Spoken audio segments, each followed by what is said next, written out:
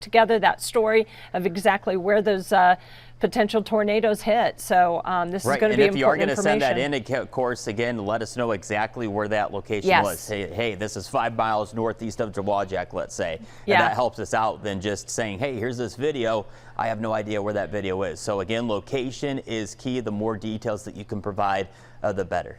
All right, we're going to let you catch a break now. We've got Wednesday's Child to talk about, and thank you again, Andrew. We appreciate you so much. Wednesday's Child, of course, is what we like to do on Wednesdays, and thank you again for our First Alert Weather team helping us out with all things safety and also planning ahead here in our area.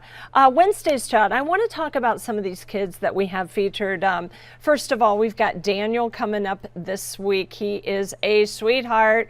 I met this kid. If you tune in just before 6 tonight, you're going to meet this 10-year-old kid who loves Legos. And he actually told me that it's something that he wants is to be adopted. He wants to have a family because he doesn't know when he's going to get a family, and it really worries him.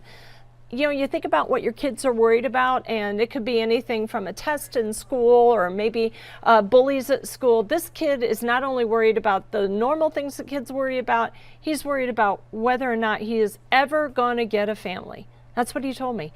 So we want to encourage you to learn more about kids like Daniel. Again, he's 10 years old. He wants to be adopted. He knows fully. He is fully aware that he needs a family, and he would be a great addition to someone's family. So do tune in for his story tonight. Now I want you to tune in. I'm Keaton.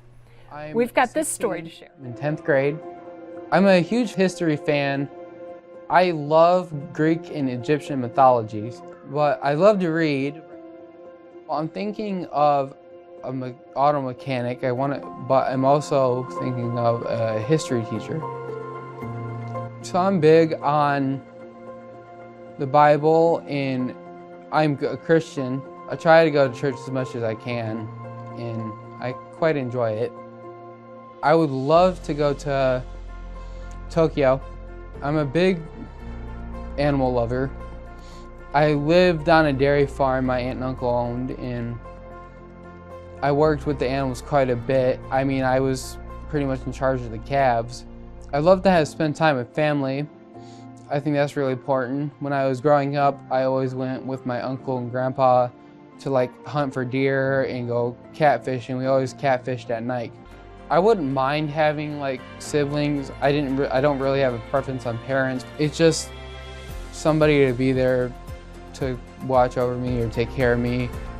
See somebody who actually cares, that would be amazing, and I'd be grateful for them. I apologize. I got right to Keaton's story. Keaton is our Grant Me Hope kid from last week, and I was able to share his story thanks to our partners with Grant Me Hope. Grant Me Hope is able to interview these kids in Michigan. They put their stories together, and then they share them with TV stations throughout the state of Michigan.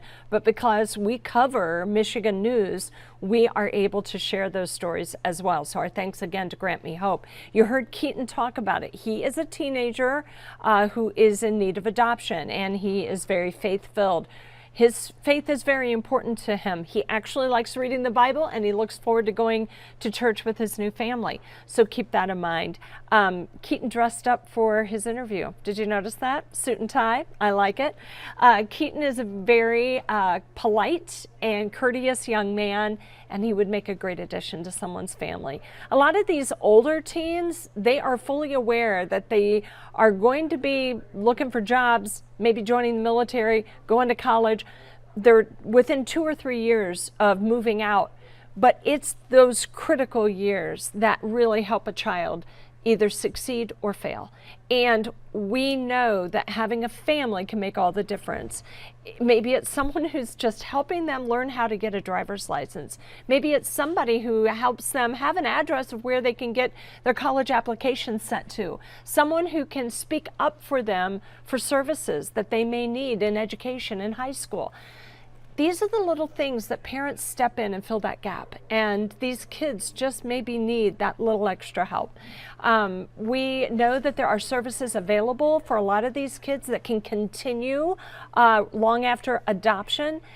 So we are really encouraging folks to check into this. Adoption from foster care is often very financially better than if you were to seek adoption through an agency. There's quite a bit of savings there. And yeah, so consider adoption from foster care. Consider just becoming a foster parent. That might be something that works well for your family. Again, this is our Wednesday's Child story from last week. Again, tonight's story that runs just before 6 is Daniel, and he is only 10 years old, and we certainly hope you'll tune in for his story tonight. But this is our Wednesday's Child. This is what we do on Wednesdays. Thank you so much for joining us here on our Facebook Live, and check out our stories. You can find all of them at WNDU.com.